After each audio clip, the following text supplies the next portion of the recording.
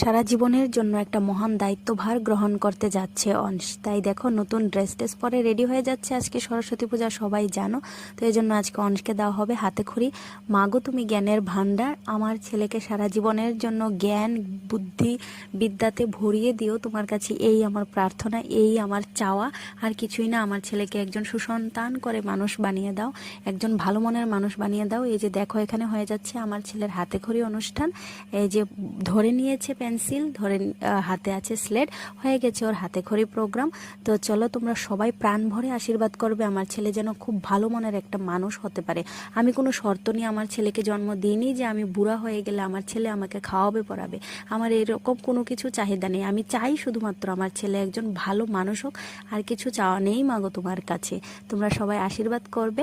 আর mini ব্লগটা ভালো লাগলে অবশ্যই চ্যানেলটা সাবস্ক্রাইব করে পাশে থাকবে। বাই, আজকের মতো টাটা।